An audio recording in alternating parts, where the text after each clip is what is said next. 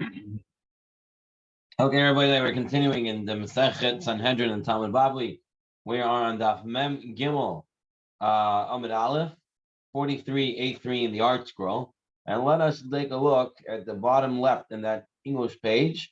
Boy Mine Rav Acha Bar Huna Mirav Sheshet. Rav Acha Bar Huna had a question to Rav Sheshet. Amar Echa Min Talmidim Yesh Li L'Lamed Olav Zechut. So we know that even if the court made a decision that the guy has to be killed, but then someone says, I have a reason to acquit him, we retry the case. This is what we learned last week.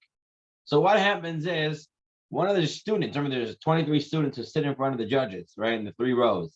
One of the students gets up and says, I have a reason, right? But he never says the reason. Why? Because of nishtatek. He becomes either mute or he dies. For whatever reason, he says, I have a reason, but he never says his reasoning. Mahu, what's the halacha? Right, Rashi explained, do we say he never gave his reasoning, so there's nothing to talk about, the case just goes, and there's no you're not going to retry it because he never gave a reasoning? Or do we say, if he has a reasoning, we got to figure out what his reasoning is, so we got to retry the case? So what do we do? So Rav Sheshet, what did he do? Menafach Rav Sheshet b'yodeh. Rav Sheshet waved with his hand. He either waved or he blew on his hand, basically saying, there's no substance here. You're just, you're spreading wind. There's no substance. This should take. The guy became quiet. There's nothing to talk about.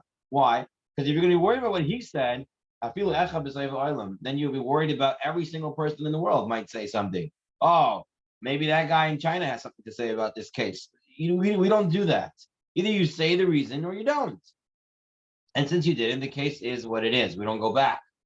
So Rav Acha would say, Hatam Loikamor. He says, no, you can't compare that to someone somewhere else in the world, because there no one ever said anything. But here someone said, I have a reason. He just didn't get to his reasoning. Rav Sheshet now wants to bring a different reason. Just Tashma. Come and learn. Amr Yosi Rechanina, Echa Min Talmidim. Shazika v'meit. Let's say one of the students said a reason and he died. Okay, he said a reason why he should be off the hook, he shouldn't get in trouble, and then he died. We consider it as if he's still, for the vote, in the end, we consider it as if he's still alive and he's counted to acquit. So what does this mean? Zika, and if he says the reason, yes, loy zika, loy. If he doesn't say the reason, then we have nothing to listen to. Throw it out. Rav Acha would say, no, Zika Pshita. Zika, if he said the reason for sure, you would listen. However, the question is, when he says, I have a reason, but then he didn't say the reason. So the Gemara leaves it really much as a suffix and doesn't say what the halacha is. The Rambam does say, and the Rambam brings down, that if he said he has a reason, but he never said his reason, there is nothing to talk about. It doesn't continue. Like Rav Sheshet said, there's no case here. If he says, I have a reason, but never said his reasoning, it has to be said. He said his reasoning, then it sticks. And even if he dies, the reasoning sticks and his vote sticks and all that. Okay, continuing. Now, the Mishnah said, even the victim, even the condemned person himself, not the victim, the condemned person who's going out to be killed, and he says, I have a reason for my acquittal. He says, I have a reason for my acquittal. We listen to him and we bring him back. And the Mishnah said, the end of the Mishnah said, as long as there is substance to his words. All right, so just look back at that Mishnah right there. At the end it says, as long as he has substance to his words, meaning he's saying something that makes sense. So the Gemara says, one second. Even the first 2 times, he has to have substance in his words. He can't just say, I have a reason for my acquittal and come back. He has to actually have a reason with it when he says, I have a reason. But it says, we have a brayta that says, the first 2 times, whether he has a reasoning that makes sense or he doesn't have a reason that makes sense, we bring him back to Beit Din. But after the second time, if after the third time He says, I have substance. I have a reason to equip myself. If he has substance to his words, then we return him. If he doesn't have a mamash verb, a machzirinoto, then we do not return him. Amaraf Papa. So our Mishnah is not arguing with this Braita. When our Mishnah says he has to have ma'amashas b'dvarav, he has to have substance to his words. Targuma de pam shniya ve'elech. It means from the third time and on. That's what it means. After the second time, that's when he has to have ma'amashas b'dvarav. So the Gemara says now, many yodei. How are the people escorting him? The escort team, the transportation team. How do they know whether he has substance to his words or not? They're not Talmidei Chachamim. They're stam people who work in the court who are on transport duty, right? To transport the condemned to the executionary house. So what do they know about substance? After the third time, they send rabbis to walk with them. So after the third time, part of the escort team are two rabbis, zuga, a pair of rabbis. And the man says, oh, I have a reason to free myself. They say, what's your reasoning? You listen to it. If it's something there, they'll bring him back to Beit Din to further deliberate. But if there's nothing to his words, and he has nothing to say, then they will not bring him back after the third time, because the rabbis are there to assess whether there is some substance to his words. So the Gemara says, 1 second. So do that right away from the first time. Why the first two times we return him, even if there's no substance to his words? Let two rabbis walk with him even from the first time. He says, I have a reason to acquit myself. They should say, what's your reasoning? And then if it has substance, they send him back. If not, not. Why didn't we do that from the start? Gemara says, Agav devar itla matzei amar kol mai de itlay. Since you know what the Rambam explains of this part of the Gemara is that, when a person is going to be executed, his words may not come out right because he's very scared, he's very emotional, there's a lot of things going on. So the first two times, even if we sent rabbis, the person's so emotional, so in pain, so in this, so in that, even if he has a good reason, he won't be able to say it.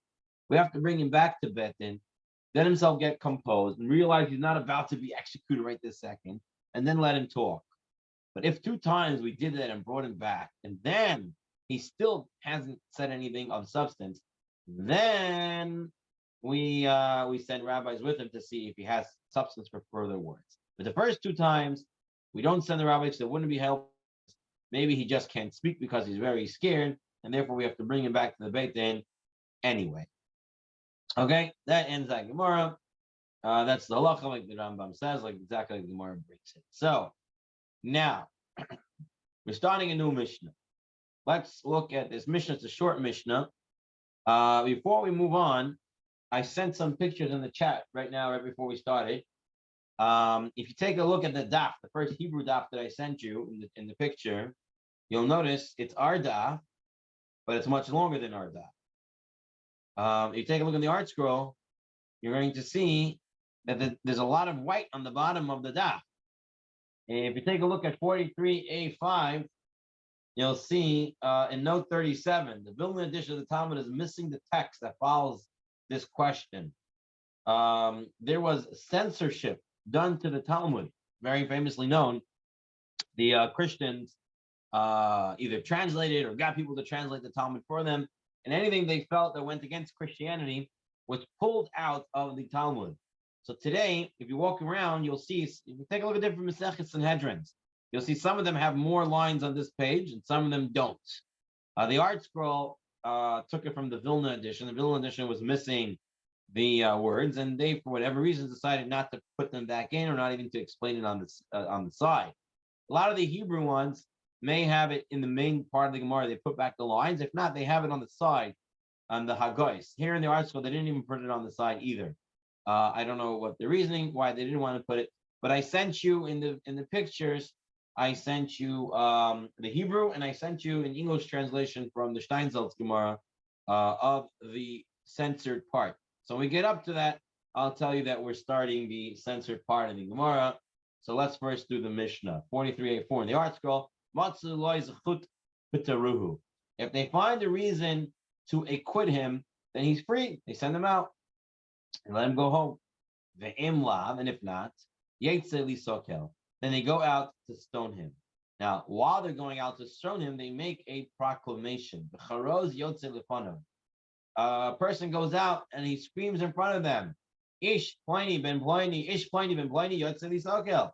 Such and such a person is going to get stoned. Al Sha'avra Avera Planet, since he did a certain Avera. Pliny Ada. And so are his witnesses. Call Mishi, or anyone who knows a chud, come and give, come forward and present them. So they make a proclamation in the city, screaming and saying, this guy is going out to be stoned. Anyone who knows a reason to free him, come and say. And they say who the witnesses are, and they say who the guy is, and they say what the Avera is. So Abai adds on, Abaya. And they also have to say, this is the way Rambam paskins, but Yoim Ploini, Shad pointed. They have to say what day the Avera was done and what hour it was done. With Malcolm Ploini and where it was done. Why? Because maybe there's some people who know that these witnesses were with them. The witnesses who came on this case were with them that day. So they can come and make them Eidim Zayimim. They can come and make the Hazamah and say that these people weren't there and they're false witnesses. And this guy can go free now. The guy who's being condemned to stoning. So they have to say that information as well, which includes when it happened, what day, what hour, and in what place. Okay. The Gemara continues. The charoz yotze lefanav, and the proclamation goes out. The Gemara says lefanav ain, only before when he's condemned, mi'ikar aloi, and not some days in advance, not before his execution day. Right? The Mishnah said that once he's sentenced, now they send out the proclamation. We know he killed right after the sentence. So only then we do the proclamation. We don't do it days in advance. If you look at Rashi in the Hebrew side, just to prove that there is censorship done here, Me'ikara loy, and then it says the words Arbaim Yom Kaidim. What Arbaim Yom Kaidim? 40 days before. Where is they getting this from? So now we're going to enter the censored part of the Gemara. So if you want to take a look, then the pictures I sent you, you can take a look inside over there. Starts like this, the censored part of the Gemara. Okay, so you have the pictures, right? So it starts on the first picture, the second picture I sent you. That's the English part of the censored Gemara. Okay, hold on one second before everything here pulls. Bear with me. Bear with me.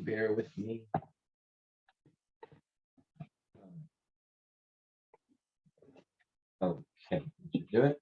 I gotta clear my desk next time. All right. Starts the censored Gemara. Lefanav in before yes me at the time of the sentencing. Yes me we don't make a proclamation before the sentencing. But it was taught in the Brisa. They killed Jesus of Nazarene. They killed him on Erev Pesach. They hung him up, right? So you throw someone off the cliff to stone him. First you throw him off the cliff from a 2-story building. Then you stone him. He dies. You have to hang up his body for a little bit. So they hung up his body Erev Pesach. But this is where Rashi gets the word Abraham Yoim, right? But the proclamation that they were going to kill him already came out 40 days before they sentenced him. Now, Yeshu HaNoitzri, what do they say? Yeshu HaNoitzri, Yoitzel Bisakel. They're going to take Jesus and kill him and stone him al Shikishe because he made magic. He made people go to Avodah Zarah and he made people go away from Hashem. If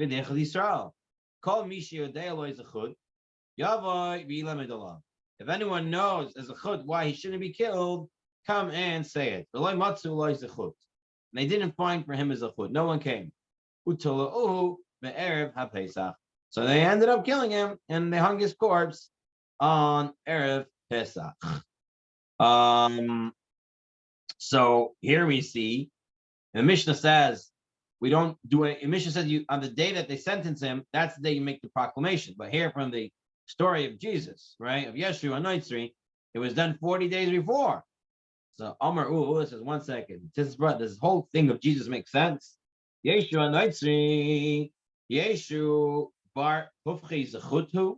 Should he really been someone that we should be searching for as a chut? Mesithu. He's someone who made people do Avodah Zarah. And we have a pasuk where the Torah says, Lo tachmo, lo techasela. We learned this a couple of weeks ago that someone who is serving Avodah Zarah, make other people do Avodah Zarah. We don't look for a reason to free him. We look for a reason to kill him. The other way around, we look for a reason to kill him. Lo tachmo, lo techasela. You cannot mercy in him. You can't hide him. You got to kill him. So why were they even saying this? They shouldn't have made a proclamation that you just need to kill the guy. Elo shani Yeshu, but rather Yeshu was different. Jesus was different. The Malchut.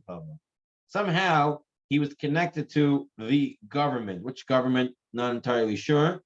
Whether the Roman, whether the some government in Israel, we're not entirely sure. But whichever it was, he was carved in Malchut. It means that there was political ramifications in killing him as well, which obviously did happen after they did kill him. But so they try to be on the up and up, and therefore they made a proclamation. Who has a reason to free him? Who has a reason not to get him in trouble? And then they killed him. Tanu Rabbanon, the rabbis taught, Chamisha Tamidim Hayu Yeshu Hanoitzi. Jesus had 5 students. Okay, their names were Matai, Nakai, Netzer, Uvuni, Vitoda. Okay, those are the five guys. Whether they're Matthew and whatever else, or, Toda is Thaddeus, whatever some of the authors of the Gospels. Some want to speculate that. Some actually say this Yeshu Hanoitzi that they're saying here is actually not Jesus of the Christian faith. It's a different Yeshu who lived around the same time. Again, I'm not getting into any of that stuff. We're just going to read the words of the censored part of the Gemara just to, get a completion of the Talmud. So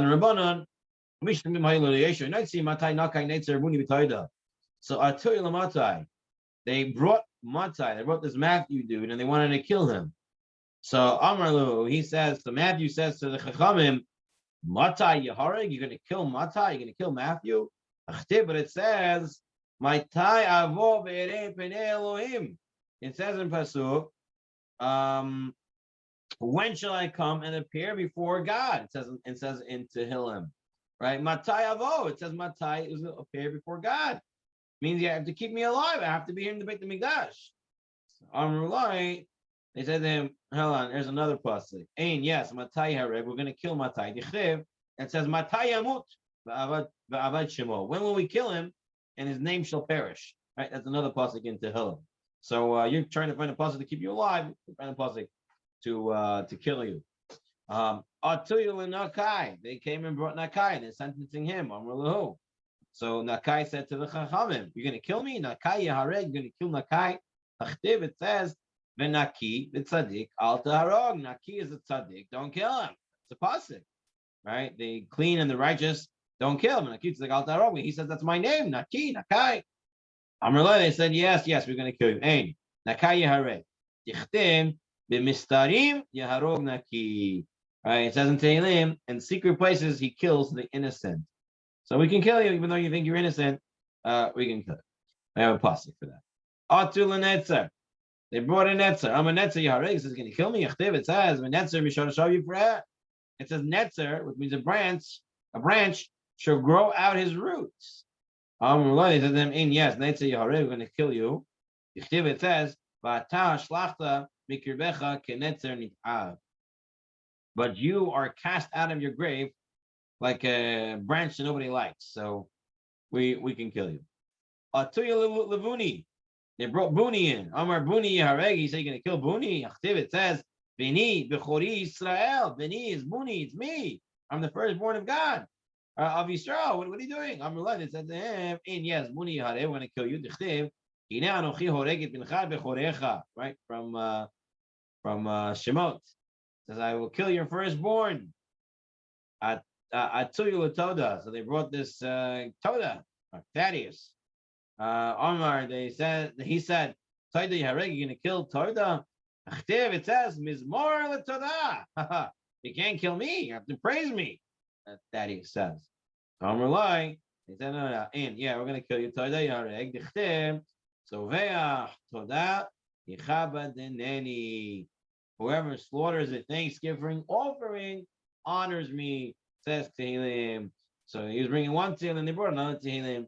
So basically, Chachamim, what's all this story back and forth? They're saying we have a pasuk. They say we have a different pasuk.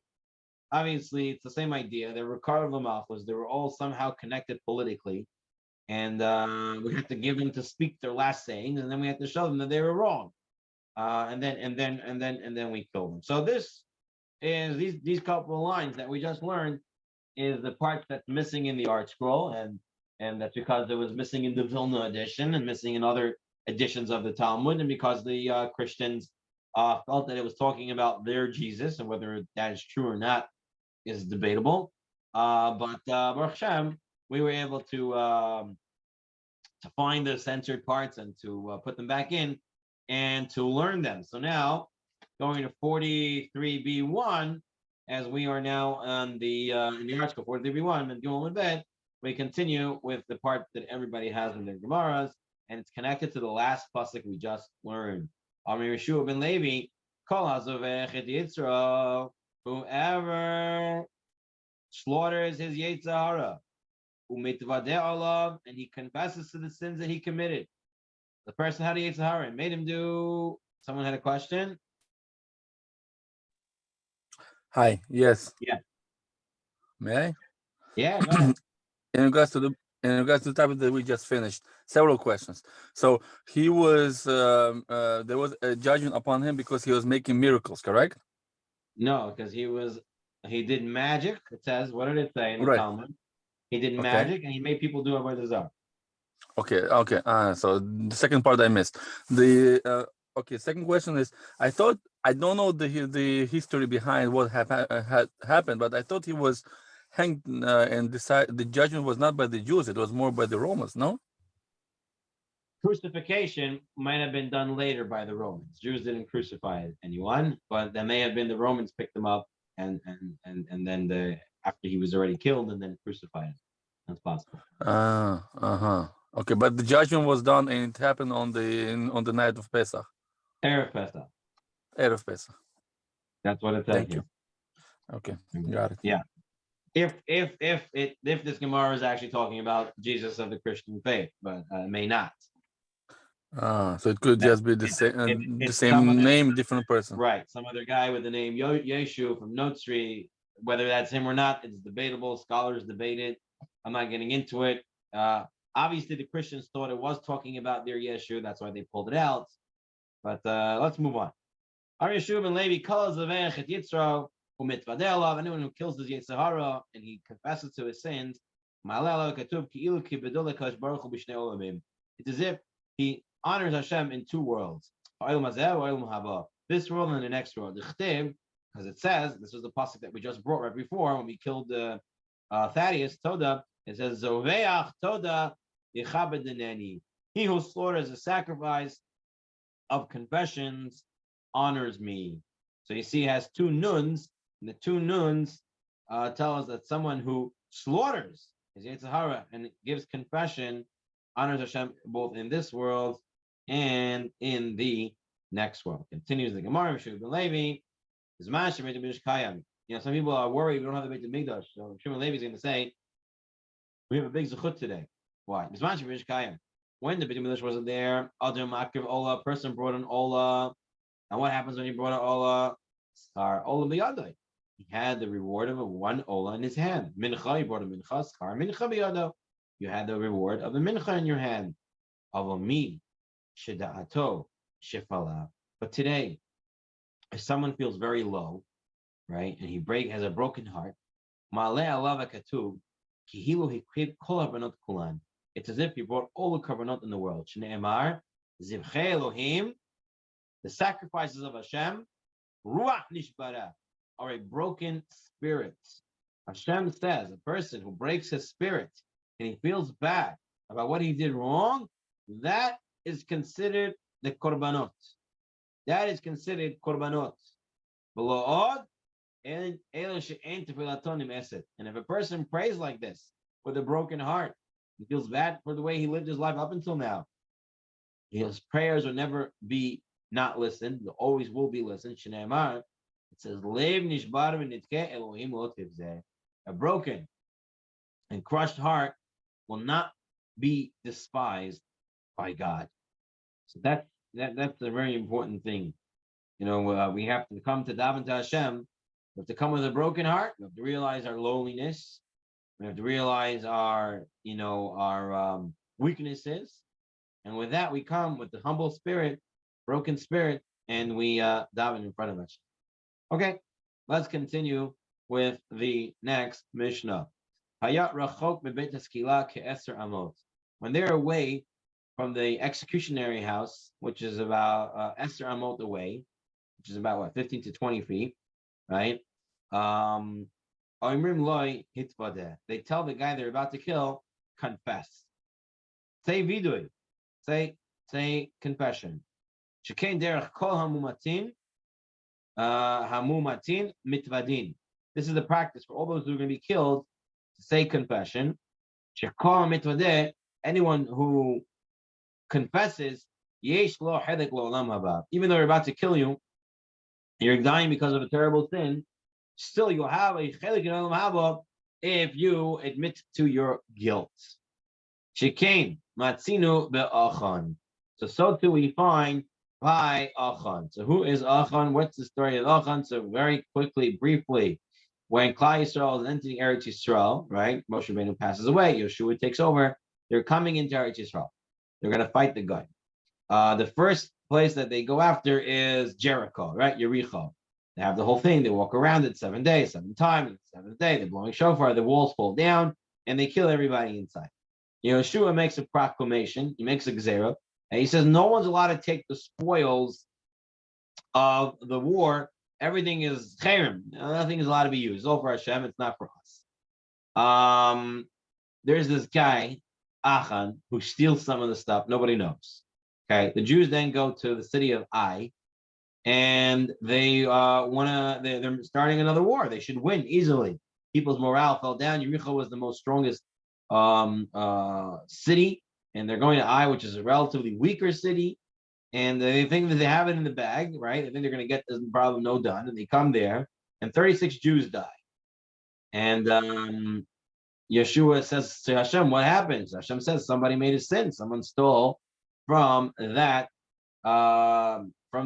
treasure that they're not supposed to touch." So they figure out that it's Achan, and before they kill him, this is where the Mishnah picks up.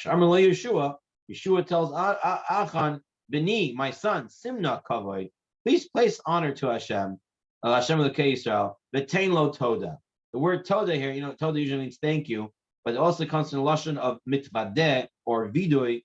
So here it means that he is to give a confession. V'tein lo Toda, give a confession. V'yan Achan et Yeshua v'yomer. So Achan said to Yeshua, Omna, it's true, Anochi chatati, Hashem of the Yisrael, I did sin to Hashem, the chazot asiti, and I did such and such. And he says his averot, he did confess. All right, he gave a confession.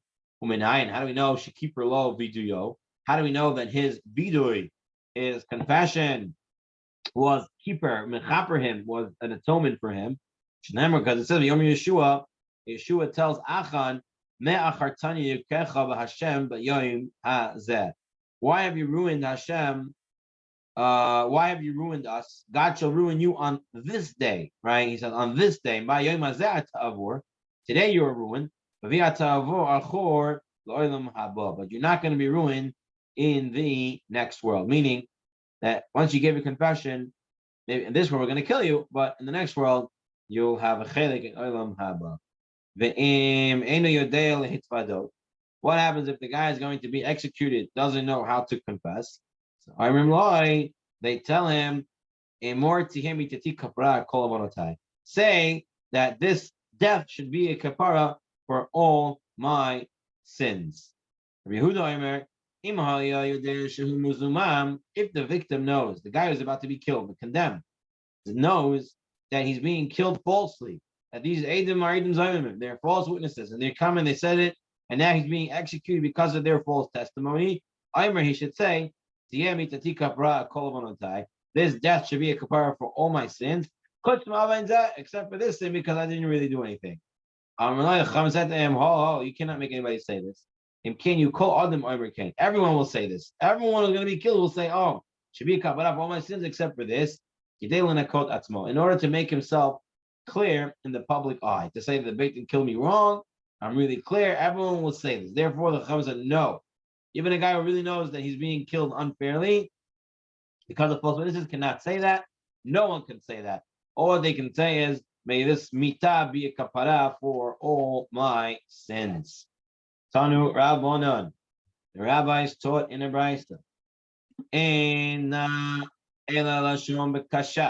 The word na that it says means please. So what was Yehoshua saying? Beneath simna kavod la Hashem l'keisol. Give kavod. What was going on? So here's the story. When Hashem told Yehoshua, the reason why people are dying at Ai, because Chata Yisrael, the Jews sinned. They took from the chayim that they're not allowed to take. Amar lo, one of Yeshua said to Hashem, Ribono shel olam, Hashem, Master of the universe, Mi chata, tell me who made the sin. Listen to what Hashem tells Yehoshua. Amar lei, Hashem tells Yehoshua, Bichi telotar ani, and I'm going to tell you lashon hara. I'm going to be a snitch. Wow. You see, Hashem says 36 people died, and it's because someone sinned. But Hashem doesn't want to point out Hashem doesn't want to say who the person is. Sometimes some people are very, very trigger happy to get someone else in trouble. Oh, he did it, she did it, right? Hashem is teaching us a very important lesson. Even if we know, and it's causing, we don't want to be the one to say it, right? You never want to be the one, even if it's lashon hara that you have to say, for safety or for whatever reason. Like, you shouldn't be happy to say it. You shouldn't want to be one to say it. You have to say it, but you don't, and Hashem is going to help them figure it out, right? He's going to do the goralot, he's going to do lottery, he's going to do other things, help them find out who it is. But to say it, Hashem said, I can't say it. That's too much. Go figure it out through lots. Go do lottery and figure out who it was. What happened was, according to the Radak, Yeshua first went to the Urim and Tumim, right, to the Choshen, and he saw that Shevet Yehuda was the most dimmed from all the other Shvatim. He realized that's the one, that's the Shevet that made the sin, and then he started a lottery to figure out which family, and it fell out on Achan. So Halav Hipol Garalot, he went to meet Garalot, and Nafal Garal al Achan. It went on Achan. Amr lo. So Yeshua said, it's you. So Yeshua said, it's you. Amr lo. So Achan says to Yeshua, Yehoshua, the Garal Tabala, you come to me with a Goral, with a lottery. I'll prove the lottery is false. Lottery is untrustable. Why? Right, Yehoshua, you and Elazar, the Kohen Gadol, are the greatest scholars of the time. If I make a goral and I put your two names inside, one of you are going to get in trouble, right? One of you are going to be picked. So too, I didn't do anything. Nobody did anything. Everyone's a tzaddik. It just happened to be that if you put a bunch of names in a box, one name will come up. My name got up. It's not me though, right? It's a good proof. That seems to be logical. So Amr lawyer, Yeshua said to him, please, Simna, right? He says, this is the please. Don't make fun of Goralot. Don't say it's not true. Why? Because eventually Eretz Yisrael is going to be divided with the Goral. They're going to take 12 portions of land. They're going to take 12 names of the Shvatim, and they're going to make two boxes, and they're going to pull them out, and they're going to say which Shevet gets which portion. If you're going to say the Goralot that we're doing are just not true, they just have to come up to something, and it's not divinely inspired, then you're making fun of everything. Shneimar, and the girl is going to split up the land. Tain Toda, please give a confession, Achan. So that was when, that's why it says Simna, right? He says, no, please tell Achan to please give a confession, because otherwise all the splitting up of Eretz Yisrael would be put into question. Amar Ravina says, Yehoshua bribed Achan with sweet words. What did he tell him? We don't want anything else from you, just your confession. Tain lo toda v'hipater. Give us a confession, and we will let you go. That's what Yeshua told Achan. Meaning, we're not going to kill you. That's what he sort of implied. We'll let you go. Miyad, so right away, the Yan Achan Yeshua v'yomer. So Achan said, "Oh, you're not going to kill me? Okay, I'll tell you the truth. I did. It's true. I sinned, and this I did." And then they did kill him. So was Yeshua lying? So you take a look at note. I think it's note 25. Yeah, note 25 in the article. See, it says in the text of the verse, Yeshua does not mention that Achan is going to be killed. He merely asks him to please give a confession. So Ian Yaakov explains that Yeshua was justified in taking this misleading approach. For without a confession from Achan, there was a risk that the masses would believe Achan was innocent. As a result, the nation's faith in the system of divinely guided lotteries would be shaken. This ultimately called into question the very division of Eretz Yisrael. It was therefore crucial for Yeshua to obtain a confession by any means. I'm sure there are other mefarshim on this, so I didn't have a chance to go through them. But it seems to me that Yeshua was allowed to mislead Achan for the sake of Klal Yisrael. Amr Ravasi, Amr Chanina, Melamed Shema'al Achan b'shloisha charamim. That Achan, this wasn't his first time that he took from a cherem. This is actually his third time. Shenayim b'mei Moshe, v'echa b'mei Yeshua. Twice in the times of Moshe Rabbeinu, and once here in the times of Yeshua. Shneimar, because it says, "V'chazot v'chazot asidi," like this and like this, I did. Right? He did it 3 times. Chamisha. Achan did it 5 times. Arba'im b'mei Moshe, v'echa b'mei Yeshua. Shneimar, anochi chatati. That's 1. The chazot v'chazot, the vavs make another 1 and 1. So you have 2. Chazot is 2, and vav is another 2. And anochi chatati is 1 more. So you have a total of 5. And the Farshim deal with which wars did Moshe Rabbeinu put cherem on. Some say it might have been Amalek, might have been the Arad, might have been Canaan, might have been Sichon, might have been Og. So there are different wars that Moshe Rabbeinu fought that he made him put Midian, whatever it was, Midian. There's other ones that he may have fought that he put cherem on, and apparently Achan kept taking from all these different things. So the Gemara says about Hashda my time Anush. So if Achan kept taking during Moshe Rabbeinu's time, how come nobody died? 36 people didn't die then. Why are they dying now in Yeshua's time?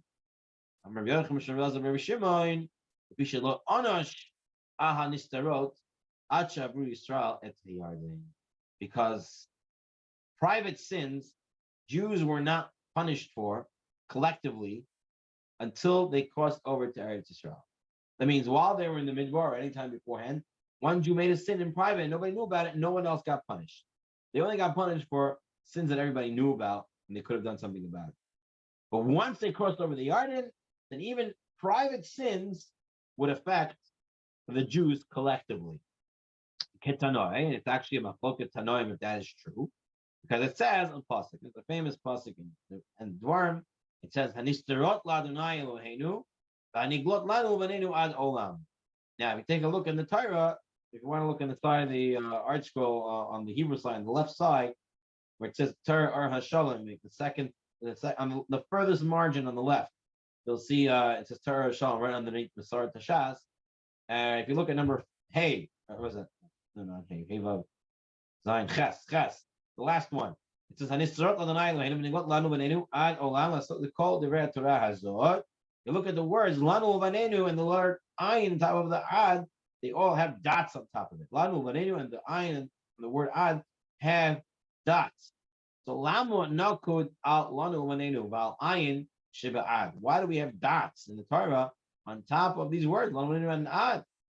So melamed shelo anash al nisrot ad shevru Yisrael et yad and divrei Rabbi Yehuda. Okay, so just take a look at the pasuk.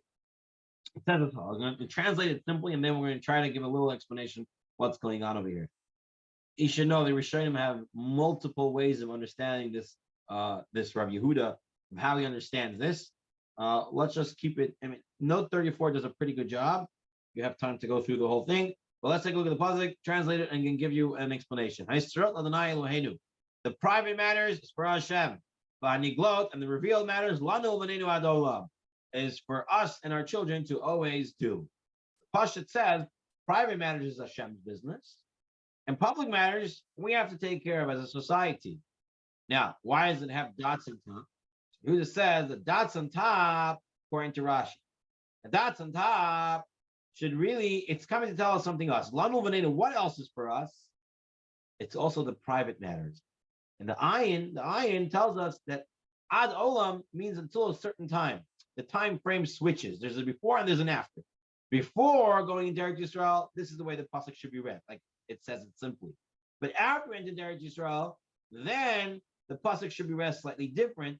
And the nistarot is also lanu uvanenu.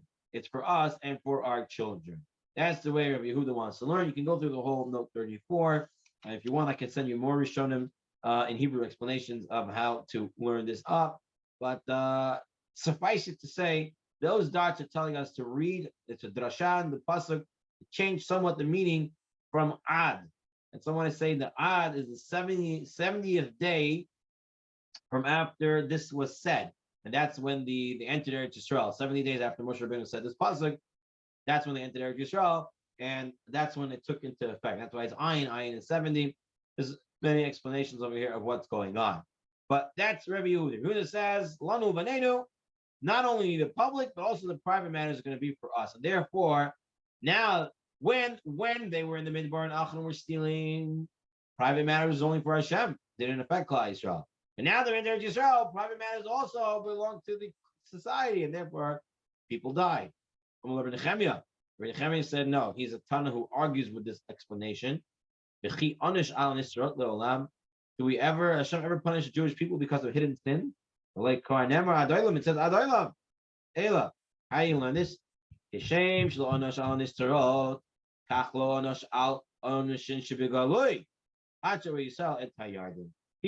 timeline. He changes what happens. So he says, learn the pasuk this way. Really, the pasuk that says the hidden matters is for Hashem and the public matters is for the Klal Yisrael, that's not always true. What is true, private matters is always for Hashem. Public matters is also for Hashem when you're before entering Eretz Yisrael in the Midbar. But once you enter Eretz Yisrael, then you can read the pasuk straight up, and then public matters belongs to the society. So he's learning it that way. So if you're learning it like the way he's learning it, if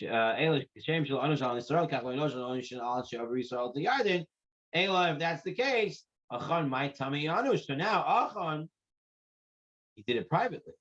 According to Rabbi Nechemia, private matters is always Hashem's business. It never is society business. Public matters became society's, Klal Yisrael's business collectively only once entered Yisrael. This is a private matter. Gemara says it wasn't so private as you thought. Because his children and his wife knew, and we have an halachic principle that once three people know, a pitalat, right? Once three people know, it's already considered public knowledge. So since his wife and his children, plural, knew, there's already three people who knew, it was considered public knowledge, and therefore it's public. And once it's public, according to Nehemiah, once it's a public matter, it's a revealed matter, it's public matter, then once you enter Israel, then it would punish the society collectively. Okay. Chata Yisrael. Pasuk said that when Yeshua asked Hashem why people died, Hashem said Chata Yisrael. Amar Albar Zabdo. Alpha Pisha Chata. From this we learn that even if a Jew sins, Yisrael who? He's still considered a Yisrael. See, because it says Chata Yisrael, right? He's sinned Israel. He's still a Jew. Amar Abba. This is like people say Asa, right? Asa means a hadas. Hadassim, the ka b'nei chilfei asa shemei. You put a hadas, an asa, in front of in front of willows, in front of aravot, you're still going to call it hadas. You're still going to call it asa. Asa karile. People are going to still call it asa because it sticks out. Same thing with the Jew. The Jew is hadassim, is an asa, and no matter where we are, But what we did, even though you're around all the sins, you're still considered a Jew. Now, how far does that go halachically is a question. We're not going to deal with that question now, but just to know, there is a question. How far do we take it as someone who sinned? Right? We know that someone who is Mechal Shabbos for Hesia, we don't want him to touch our wine that is not mevushal, it's not cooked, right? Someone who's publicly desecrated Shabbat in front of 10 men. We don't want him to be touching our non-mevushal wine or non-cooked wine, because then it will become also to drink, right? The other halachas that this may play into effect. Someone who is Mechal Shabbos for Hesia, his cooking, is it considered bishul akum? Is it not considered bishul akum? Cooking of a guy or not? These are questions. The guy has a restaurant. He has a chef who is Mechal Shabbos for Hesia. Is it bishul Yisrael? Is it bishul akum? Okay, these are questions I'm not going to deal with right now, but these are ideas, right? Until what point is a sinner still called a Yisrael? All right. Just to break it down just a little bit, it seems to be in halakhic literature that it really depends on his reason for sinning. That if he's sinning on purpose, then he gets excluded out of being a Yisrael. If he's sinning because he's what's called a tinik shenishba, someone who is either unaware or unaware of the importance, unaware of the halachot, just not learned enough to understand, then that's definitely, he's still definitely considered a Yisrael. That his cooking wouldn't be a problem, and other stuff wouldn't be a problem. But there are those who are more machmer. Okay, we'll move on from there. That's just an idea to take out from that Gemara. But Gam over with Brit and also he was over the Brit. The Gam lachu min acherem, and he also took from the cherem, from the band of the property. The Gam ganvu, he also stole. The Gam kichashu, and he also denied. The Gam samu b'chleihem, he also put him in his vessels. Amr Ilam Mishur Yehuda bar Masparta. You should know, Achan went against all of the Torah. It says gam 5 times. Tell us all 5 Sifrei Torah. This Achan character was over. He went against. Achan, you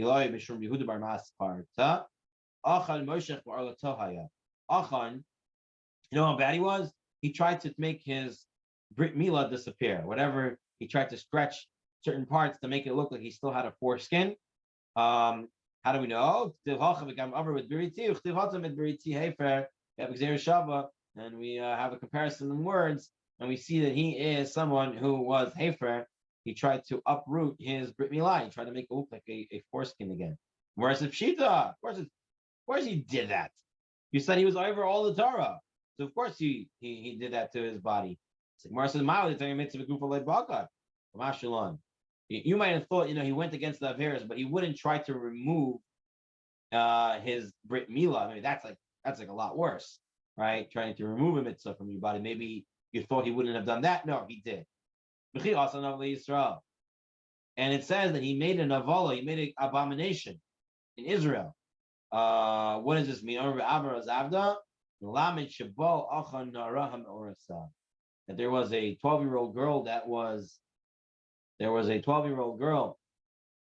was engaged to a man, and he was with her, and he made this nevela, he made this terrible abomination. It says over here, he made an abomination. He made a nevela. Where's the pshita? Of course he did it. Because he did all he did all the averos in the Torah. So Gemara says, you know what? You might have thought he only did averos that have to do with him or wasn't so bad, but this is really bad. This is avera between Adam, not only between Adam and Malkam, not between him and Hashem. It's between Adam and Chaveros, between him and other people. And this is a woman who wasn't even yet with her husband, and he messed it all up for everybody. Mashallah, that's how bad he was. Ravina says, no, he didn't do that. What it means, he was like a Na'ara Marisa, meaning like he got punishment as if somebody who was with a Na'ara Marisa, he got skila just like they would have gotten. So coming up to our last Gemara for today, Omar Le Reish Galutel Rav Huna Tiv. It says Yikach Yoshua et Achan ben Zerach. ואת הכסף, ואת האדרת, ואת לשון הזהב, ואת בנו ובנותיו, ואת שורו ואת חמורו ואת צונו, ואת הלו ואת כל אשר לו. They took them all. Yeshua took Achan, he took the silver, he took the garment, he took his sons, took his daughters, took his ox, took his donkey, took his sheep, and his tent and everything. And the next pasuk says they burned them with fire and stoned them with stones. So the Gemara's question is, if he did the sin, what did his children do? So Amar Le, Rahuna replied to them, you have a good question, because later on it says all the Jews were there. So if all the Jews were there, what do they do? Rather, it was to scare them all. You brought your children there to watch it, scare them that they don't learn from your father. If you look at note 19, Achan's children and the rest of the community were brought to witness the execution in order to deter them. It says over here that Pirkei of Eliezer actually may have had a different explanation of what happened, that actually his children were killed. The Pirkei of Eliezer has a different explanation than what the Gemara here is saying. Okay, let me just see. Okay, fine. So we'll end up with this. Okay, so that is the story for today. Fine. Any questions?